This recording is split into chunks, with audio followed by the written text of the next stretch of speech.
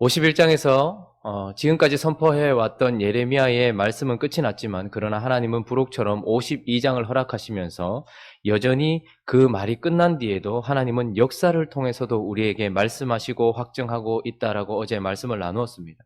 하나님은 예레미야의 말이 끝난 그 때에 이제 역사를 통하여서 우리에게 분명하게 말씀하시는 것은 말씀 그 뒤에 반드시 하나님의 행동, 역사가 일어날 것이고 말씀 그 뒤에 우리들이 한 어떤 선택들이 있을 것이며 그 뒤에는 그 선택에 따른 심판이 있을 것이다 말씀하시며 시드기야에게 하나님께서는 마지막 심판을 내리셨고 그 심판이 집행되고 난 이후에 그의 눈을 뽑아서 그것이 그가 보는 마지막이 되게 하셨고 그가 기억하는 마지막이 되게 하셔서 결국 어두운 곳에서 슬피 울며 이를 갈게 하는 마지막 심판에 대한 역사를 보여주셨습니다. 그러나 사실 이 말씀은 남은 자들에게 구원받은 하나님의 백성들에게 전해지는 말씀입니다. 그래서 사실은 그 시드기야는 더 이상 보지 못했던 그러나 계속해서 이어지는 역사를 통해서 하나님은 남은 자에게 더 많은 이야기들을 우리에게 하고 계시는 것입니다. 그분은 여전히 역사를 이어가면서 시드기야는 보지 못했던 또 다른 역사, 그러나 우리에게 있어 진짜 결과가 되고 하나님이 말씀하시고자 하는 역사를 계속해서 이어가고 있는 것입니다. 그래서 시드기야는 심판을 받고 그리고 눈이 뽑혀 더 이상 보지 못했지만 하나님은 이 본문을 이어가시면서 그의 역사를 이어가시면서 우리에게 더 많은 이야기, 들려주고 싶은 이야기를 하고 계시는데 그것이 또한 무엇입니까? 하나님은 남은 자들에게 역사를 통해서 무엇을 더 말씀하고 계십니까? 하나님은 다시 시작이라고 말씀하고 계십니다. 우리 27절 한번 읽어볼까요? 27절. 자, 시작. 바벨론의 왕이 리블라에서 다 쳐 죽였더라. 이와 같이 유다가 사로잡혀 본국에서 떠났더라. 자, 하나님께서 오늘 특별히 이 본문 말씀을 통하여서 모든 것이 다 끝났다는 이야기를 하세요. 느부사라단이 세 번째 와서 결국은 성전과 왕궁을 불살랐답니다. 13절에 보면 여호와의 성전과 왕궁을 불살랐다라고 얘기하고 또 예루살렘의 모든 집과 고관들의 집까지 다 불살랐다 이야기하고 14절에는 성벽을 헐어버렸다 이야기하고 27절에 우리가 읽었던 말씀에서는 다 쳐 죽였다 이렇게 이야기합니다. 이것은 무슨 말입니까? 결국 하나님이 완전한 심판을 하셨다는 거예요. 그러나 이것은 그 끝내는 심판이 아니고 죄에 대한 형벌이고 죄를 제거하고 계시는 것입니다. 성전에서 그들은 하나님을 버렸고 왕궁에서 그들은 하나님을 버렸으며 모든 고관들의 집에서 그들은 하나님을 버렸고 성벽 안에서 그들은 하나님을 버려서 하나님께 지었던 모든 죄들을 다 제거해버렸다. 그리고 그 하나님께 끝까지 버티면서 바벨론의 멍에를 지라고 했는데도 끝까지 버티면서 있었던 그 땅에 남아있었던 모든 고관들과 사람들을 다 잡아서 데리고 가서 쳐 죽였다 이렇게 이야기하면서 죄를 완전히 제거하신 하나님을 보여주시지만 27절은 다 쳐 죽였더라로 끝나지 않고 이와 같이 유다가 어떻게 되었다고요? 사로잡혀 어디로 갔다고요? 본국으로 떠났더라. 본국은 어디입니까? 갈대아 땅입니다. 갈대아 땅은 어디입니까? 이스라엘 백성들의 시작점입니다. 이스라엘 백성들을 한 사람을 통하여서 하나님은 만들어내셨습니다. 아브라함의 고향 갈대아 땅. 하나님은 이 모든 죄를 제거하시면서 심판으로 끝을 내시는 것이 아니라 이 죄를 제거하실 뿐만 아니라 그들을 어떻게 하는 거예요? 데리고 그들이 처음 시작되었던 곳, 하나님이 처음 이스라엘에게 일을 시작하셨던 곳으로 다시 데리고 가셔서 거기서부터 다시 시작하는 거예요. 시드기야는 보지 못했던 다시 시작을 하나님은 지금 이 역사를 통해서 우리에게 보여주고 있는 것입니다. 뿐만 아니라 그 다시 시작하기 위해서 간 곳에서 이제 하나님은 31절에서 회복을 이야기하고 있습니다. 다시 회복을 이야기하고 있다라는 것을 보게 됩니다. 31절에 보니까 유다 왕 여호야긴이 사로잡혀 간 지 37년 곧 바벨론의 에월무로닥 왕의 즉위 원년 12째 달 25째 날 그가 유다의 여호야긴의 왕의 머리를 들어주었다라고 이야기를 합니다. 자, 하나님은 시드기야는 보지 못했던 그러나 남은 자들이 이 역사를 통해서 다시 시작하는 것을 이야기하실 뿐만 아니라 이제 회복을 이야기하세요. 원래 유다 백성들의 역사의 마지막 왕은 누굽니까? 20번째 왕 시드기야입니다. 그러나 하나님은 그 시드기야를 마지막 왕으로 우리에게 역사를 통해서 보여주시지 않고 여호야긴을 마지막에 배치를 시키십니다. 시드기야는 원래 이름이 마따디아였습니다. 하나님의 선물이라는 뜻이었습니다. 그는 참 많은 하나님의 선물을 받았습니다. 예수님을 가장 많이 닮은 예레미야를 옆에 두고서도 그는 그 선물을 버린 채 결국은 시드기야, 하나님의 공의, 하나님의 심판을 통하여서 하나님께 영광 올려드리는 인물이 되었죠. 그러나 하나님은 그들의 역사를 시드기야로 끝내지 않고 여호야긴으로 끝을 냅니다. 여호야긴은 여호와께서 성취하실 것이다. 여호와께서 완성하신다. 여호와께서 일하셔서 끝을 내신다라는 뜻입니다. 여호와께서 일을 성취하신다라는 이름인 것이죠. 그래서 하나님은 그들을 처음 시작했던 그곳으로 다시 데리고 가셔서 그곳에서 다시 시작하실 뿐만 아니라 그곳에서 하나님의 때가 되었을 때 37년 에월무르다 왕의 즉위 원년에 하나님께서 여호야긴, 여호와께서 성취하신다라는 그 왕을 머리를 들어주심으로써 다시 회복시키시는 이야기를 우리에게 들려주십니다. 그 회복의 내용이 무엇입니까? 유다의 여호야긴 왕의 머리를 들어주었다. 이것은 용서를 상징하는 것입니다.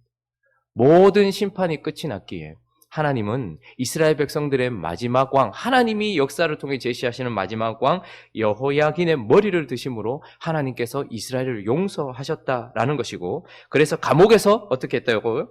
풀어주었다. 그에게 자유를 주셨다. 해방을 주셨다라고 말할 뿐만 아니라 32절에서는 그의 자리를 그와 함께 바벨론에 있는 왕들의 자리보다 어떻게 했다고요? 높였다. 이스라엘은 모든 민족들 위에 있었습니다. 그러나 가장 낮아졌지만 하나님께서 다시 그들을 어떻게 했다고요? 그 왕을 모든 왕들보다 높여주었다라고 이 회복을 이야기할 뿐만 아니라 33절은 그 죄수의 의복을 갈아입혔다라고 이야기를 합니다. 그래서 그는 이제 죄인의 의복을 입고 있거나 노예의 의복을 입고 있는 것이 아니라 높아진 왕의 의복을 입고 있고 또한 그의 평생 동안 항상 왕의 앞에서 먹게 하였다. 이건 무엇입니까?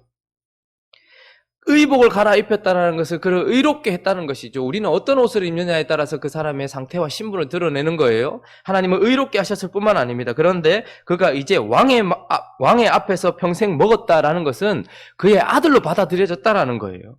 그에게 완전히 받아들여졌다라는 거예요. 양자되었다라는 것이죠. 그리고 그것이 단순간으로 끝나지 않고 34절에는 그가 날마다 쓸 것을 바벨론 왕에게 받는 정량이 있었고 죽는 날까지 종신토록 받았더라. 이것이 하나님의 그 왕의 보호하심이 끝까지 이어지는 완전한 회복, 원래 그들이 가지고 있었던 것보다 더 큰 회복을 하나님께서 다시 회복시켜 주신 이야기를 우리에게 보여주고 있습니다. 시드기야는 보지 못했던 역사 속에 하나님은 이스라엘의 다시 시작, 그리고 다시 회복을 보여주시는 것입니다. 그래서 이것을 통하여서 결국 이스라엘 백성들은 이 예레미야서를 받아들고 마치면서 어떤 생각을 했을까요? 자신들의 왕, 마지막 왕, 자신들이 생각했던 시드기야가 아니라 하나님이 마지막에 제시하신 여호야긴의 회복을 보면서 나의 왕, 우리의 왕을 회복시키신 하나님이 그 왕처럼 그의 백성인 우리를 회복시키실 것이라는 그 70년의 회복의 기간을 믿음으로 바꿔서 하나님의 회복을 바라보며 소망하며 살아가게 하시도록 하나님께서 마지막 예레미야서를 통해서 우리에게 소망으로 마무리를 짓고 있는 것입니다. 하나님은 남은 자들에게 시드기야는 보지 못했던 새롭게 다시 시작하는 이 시작과 완전한 회복과 그리고 그 회복을 바라보면서 나의 왕의 끝이 될 것이라는 소망을 가지고서 바벨론의 멍에를 지도록 하나님께서 그렇게 하심으로써 예레미야의 음성과 그리고 그 끝에 하나님의 역사가 심판의 끝을 보여줍니다. 시드기야는 심판이었습니다. 그리고 심판을 영원히 기억하는 사람이었지만 하나님은 그 역사를 통해서 심판의 끝을 보여주시고 또한 우리에게 은혜의 시작을 보여주실 뿐만 아니라 소망으로 살아가게 하신다라는 것입니다.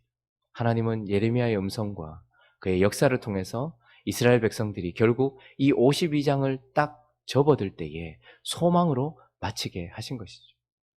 우리에게도 하나님은 동일하게 이 예레미야의 메시지를 주시고 또한 그들을 넘어선 역사를 통해서 우리에게도 동일하게 말씀하고 계십니다.